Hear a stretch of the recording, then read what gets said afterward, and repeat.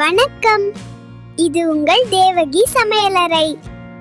இன்னைக்கு நம்ம பார்க்க போகிறது சத்து மாவை யூஸ் பண்ணி ஹெல்த்தியான ஸ்வீட் ரெசிபி.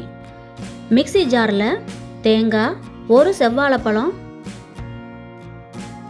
3 ஏலக்காய் தோலை நீக்கிட்டு சேர்த்துக்கலாம். அடுத்ததா 1 கப் சத்து மாவு,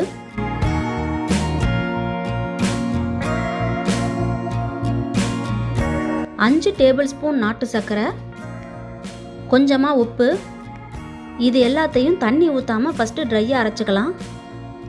அடுத்ததாக 1/4 கப் பால், 2 டேபிள் ஸ்பூன் தயிர், ரெண்டையும் சேர்த்து நைஸாக அரைச்சிக்கலாம். மாவு இட்லி மாவு பதத்துக்கு வரணும், அதனால் இன்னமும் 2 டேபிள் ஸ்பூன் பாலும் 2 டேபிள் ஸ்பூன் தயிரும் சேர்த்துக்கலாம். மாவு இட்லி மாவு பதத்துக்கு வர வரைக்கும் தேவைப்பட்டால் பாலோ இல்லைனா தண்ணியோ சேர்த்து மிக்ஸ் பண்ணிக்கலாம். இப்போ மிக்ஸி ஜார்லேருந்து மாவை பாத்திரத்தில் மாற்றிட்டு 1/4 டீஸ்பூன் சோடா உப்பு சேர்த்து மிக்ஸ் பண்ணிக்கலாம்.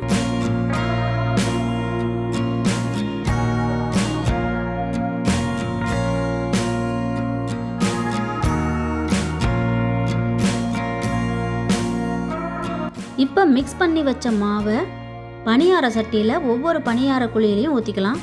சத்து மாவு வாழைப்பழம் சேர்த்து செய்கிறதுனால ரொம்பவே ஹெல்த்தியாகவும் டேஸ்டியாகவும் இருக்கும். மிக்சியிலேயே அரைச்சி மிக்ஸ் பண்ணுறதுனால ரொம்பவே ஈஸியாகவும் இருக்கும். அடுப்பை நல்லா லோ ஃப்ளேமில் வச்சு தான் வேக வைக்கணும். அப்போ தான் உள்ளே நல்லா வேகும், இல்லைனா வெளியில் மட்டும் செவந்து போயிடும், உள்ளர சரியாக மாவு வேகாது. கட்டாயமாக மூடி போட்டு வேக விடுங்க. இப்போ ஒரு பக்கம் நல்லா வெந்துருச்சு, அதை திருப்பி போட்டுக்கலாம்.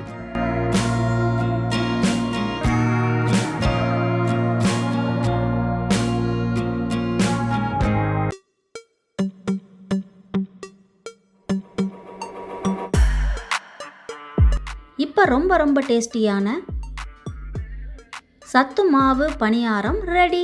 இந்த வீடியோ உங்களுக்கு பிடிச்சிருந்தா லைக் பண்ணுங்க, ஷேர் பண்ணுங்க, கமெண்ட் பண்ணுங்க, சப்ஸ்கிரைப் பண்ணுங்க.